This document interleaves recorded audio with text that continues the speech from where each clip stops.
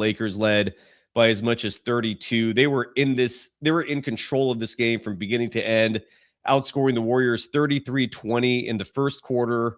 The Warriors try to keep it close, losing the second quarter by only 5 points, but still, by that point, the Lakers were up by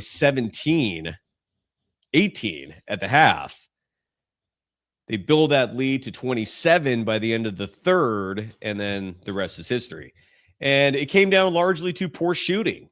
Tim Legler, one of the two color analysts in this game, the only one that was unbiased, because if you listen to Richard Jefferson talk and if you watch his post on social media, you know he is grossly biased towards Steve Kerr.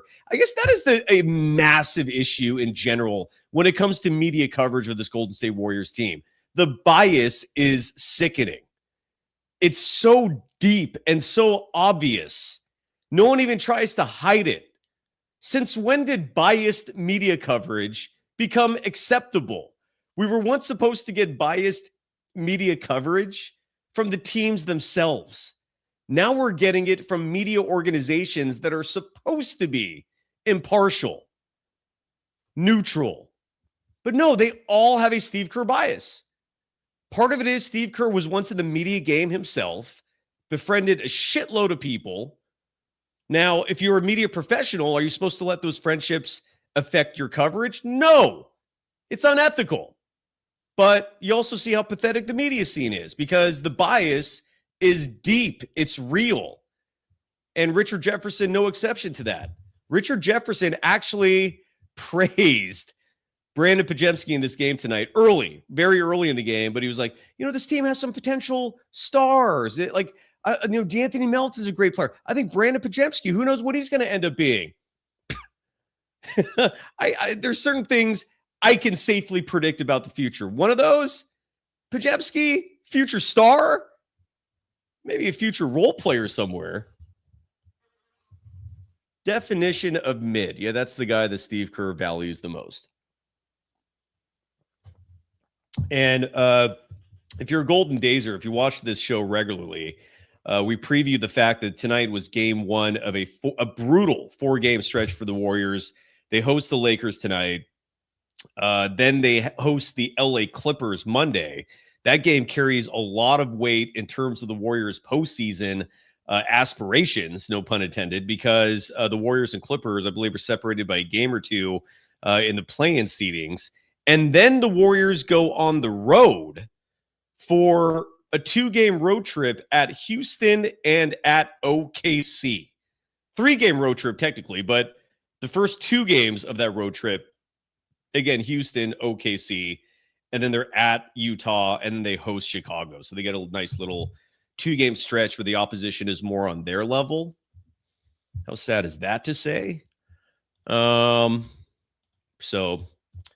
this was game one of a brutal 4-game stretch. And I'm on the FanDuel Sportsbook right now, our official sponsor, who at least I am eternally grateful for, because they're keeping the lights on a season that's getting dark fast. They don't have a line currently available for Monday's Warriors-Clippers game at Chase Center, but I am intrigued to see what they think about the Warriors in terms of future prospects. Last couple times I've checked in terms of win totals on the season, there has not been a line. The last time there was a line, it was 41.5. There is currently no line. FanDuel's prognosticators, the geniuses in the lab who control the lines for literally every game, even they can't figure this team out. 1 minute they think, oh, well, because they're also factoring in public sentiment. And 1 minute they're like, oh, well, maybe this team can, finish above 500 with some hope for the postseason. And then the next minute they're like, too unpredictable. We're just not going to touch it, because they don't want to get taken advantage of by a savvy gambler who sees them make a mistake, put down the house financially, and then hurt their pocketbook. The Warriors dropped to 31-29 after this one. Let's see what the latest title odds are for the the folks out there who are still delusional enough to think that the Golden State Warriors have a shot at anything. If you want to bet on the Warriors to win the whole thing, a 5th championship for Steph and Curry. Side note, got some bad news about that as well. The line currently plus 25,000. I'm going to guess those are the lowest odds for the Warriors to win the title outside of the 1920 season and Steve Kerr's tenure as head coach of the squad. Those are tremendously low odds.